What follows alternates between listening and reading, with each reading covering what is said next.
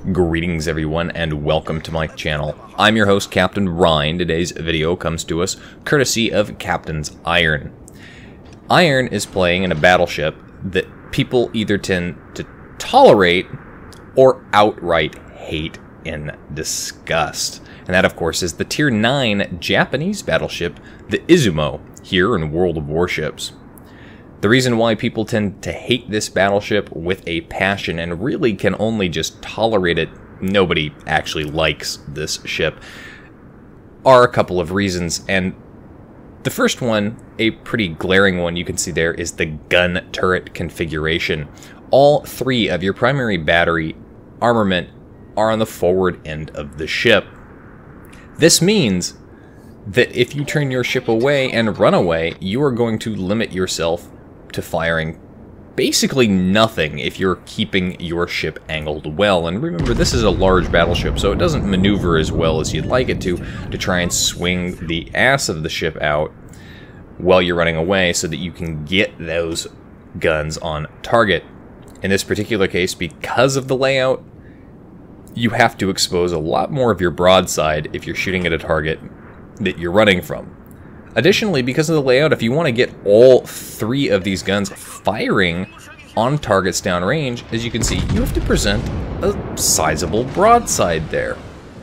While that's not 100% flat, it's still a pretty massive angle and a pretty flat broadside that is exposed. And something with a large caliber battleship gun like the Missouri or hell, the Yamato, because you're probably going to see that pretty often in the Izumo, is just going to be able to go in, normalize that angle, and penetrate anyway.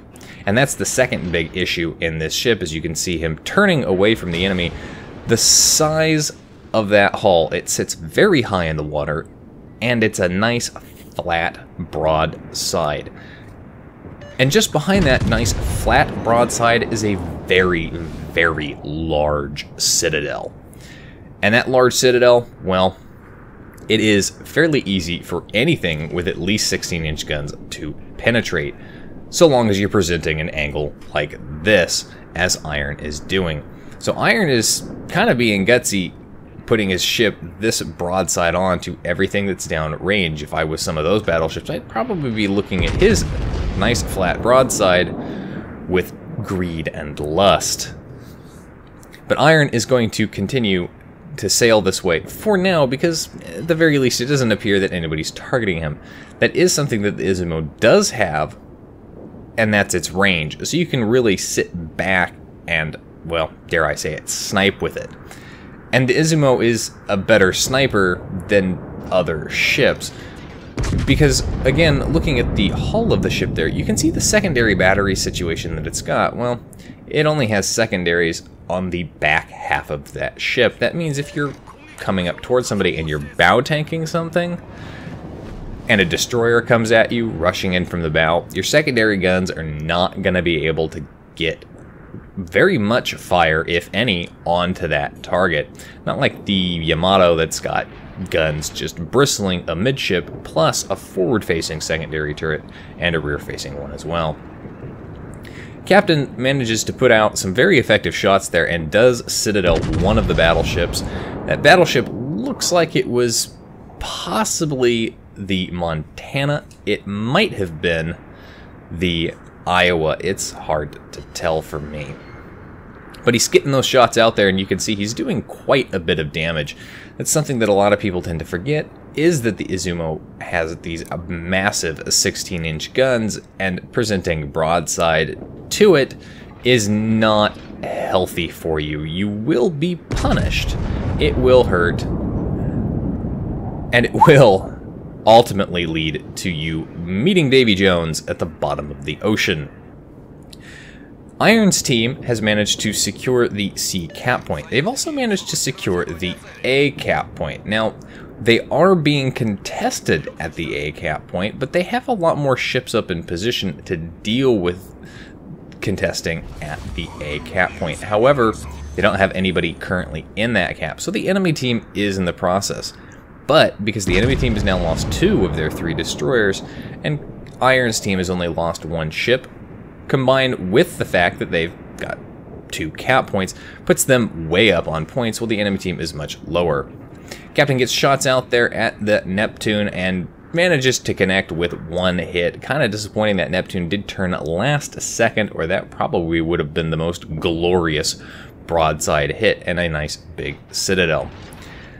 Iron looking downrange here. There is that Iowa again, staying in the back, trying to run away. And there's also, you'll notice, a Nelson that's back there.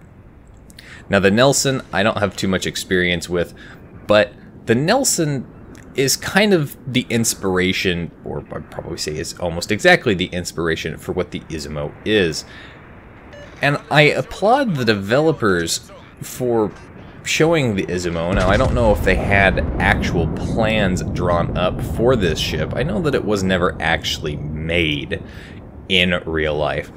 But you'll notice that the Izumo's rearmost turret there faces the other direction. It's much closer to that center turret than on the Nelson. And that was actually because the British learned with the Nelson class was that when they fired that rear turret, which was forward-facing as opposed to rearward-facing, it was so close to the bridge superstructure that it would actually blow out the windows when they fired it. So they dictated that they could only fire that gun in actual wartime situations. Now, the Izumo fixes that problem. Of course, it is just a game, so that would not be an issue for you regardless. Captain looking for a place to go now. The enemy team is capping B, and they have managed to successfully cap that, so they're going to start gaining points finally. They have pulled the team situation back just a little bit. They've managed to kill a destroyer on Iron's team, and that is going to help them just a little bit as well. Like I said, the team that gets that early destroyer lead right off the bat usually tends to go on to win, because it means that you've got more scouts out, and with fewer destroyers spotting your destroyers, it means they can get up nice and close and get torpedoes away into those battleships and into those cruisers, that, especially British cruisers, that might just be sitting in smoke screens.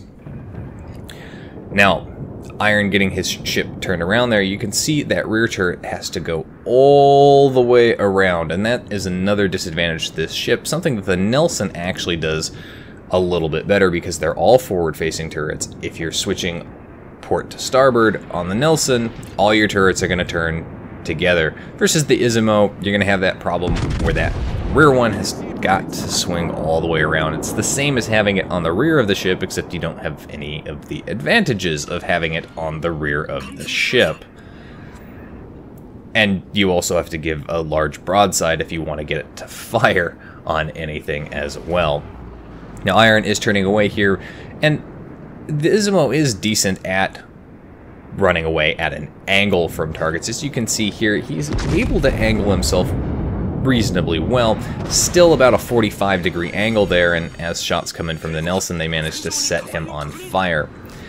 I will say that that could be one advantage of the Izumo, is that it doesn't have as much superstructure. It is incredibly difficult, actually, to land hits on the superstructure if you're in something like a destroyer or a cruiser with light cruiser caliber guns. There's not a lot of superstructure to hit. It becomes really difficult to actually set those fires. And, you know, you're not going to set fires by slamming into the armor belt with your high explosive. Iron's just putting out shots at that Nelson still, who is sending him back down range, trying desperately to set him on fire again. But as I was saying, you can see there that high explosive just hitting that nice big broadside. Very difficult to actually land hits on what limited superstructure the Izumo has. But look at these 16-inch guns go downrange. Even though this Nelson is basically bow on, Irons is actually able to hit him and is still causing a reasonable amount of damage to him. And now that Nelson has met his end, and he is down for the count. The enemy team has managed to secure the A cap point, they've managed to secure the B cap point, and they've managed to pull the team situation back just a little bit more, putting themselves in a position where they can finally start gaining those points and hopefully pull the scores back as they manage to take out yet another ship. So the teams are pretty much equal on number of ships. That's when the enemy Fletcher pops up. Now this is a very dangerous situation. As you can see, the secondary is going out there, but they're not actually able to connect because, again, there's really none forward there, and their layout doesn't lend itself to putting shots out. Now, Iron is not afraid of torpedoes here because that Fletcher was hiding in a smokescreen, and as we saw, torpedoes come out of that smokescreen, slam into his ally there. All 10 sets, paying attention. So he's not worried about those Fletcher torpedoes because he's already aware that they've been used. So he continues sailing in a nice broadside. Enemy Iowa pushing up here, gets shots out there, and you can see he manages to land a nice fat hit there on him, even with the angling. But he's dead to torpedoes as well. And there is the enemy Neptune sending shots downrange. Can Iron get shots out before he disappears? He does, just barely. Is he going to be able to connect? Yes, he does. Not enough to kill him outright, but boy, that was a lot of damage that Neptune is probably not happy about. But he's still putting shots out. But you can see torpedoes headed into that smoke screen because what are smoke screens? They are torpedo magnets. Now Iron is pushing up into the B cap point. His team is definitely in the lead. The enemy team has 3 ships left, but they've got 2 caps. So if those 3 ships are able to coordinate their firepower, kill a few more, they might actually just be able to pull a win off here. However, all 3 of their remaining ships are effectively down at the B cap point, as we can see, and that Neptune is very low health, and there's another very low health ship as well back there. But as you can see, they're all clustered at the B cap point, which means the A cap point is wide open. I don't know what's taking the teammates at the A cap point so long to get in there and cap it, but there is no risk to them going up there. Captain using the island as cover here, not from this cruiser, but actually from the torpedoes that were coming this way, basically using the beaches as a torpedo bulge, and a very effective one at that. Now, there's just 1 ship left in the game, and that's that 1 cruiser, and he's unfortunately stuck out in the open. He had beached himself. He's not going to last too long here, so it's really just a question of whether or not anybody is going to be able to cap A and B before they actually manage to kill this guy. And Iron is going to go ahead and get himself lined up. He's more than confident being broadside on here against this cruiser because it's just a Chapayev. Shots out, finishes him off, earning himself a 2nd kill. And 184,000 damage in that game. Not bad, Confederate and high caliber for his efforts. And that kind of just shows what the Izumo can do if it's played decently, if you use its strengths and weaknesses, and if you don't end up pushing forward and getting focused down. Very, very important to remember. Izumo needs to sit in the back a bit more. But hey, look, Captain Iron got himself top of the team for XP earned. Anyway, that's it for today's video, folks. If you liked the video, hit that like button, hit the subscribe button, leave a comment down below. If you'd like to get semi-regular channel news and updates, you can do so by liking and following me on Facebook. If you'd like to help support me and the channel, as well as gain additional supporter perks, you can do so by becoming my supporter on Patreon. If you've got a replay like this one that you'd like to see featured on my channel, you can do so by sending it to my email. And if you'd like to watch me play various games live, you can do so by following me on Twitch. You can find the links for all of those in the video description down below. And as always, I'll see you next time.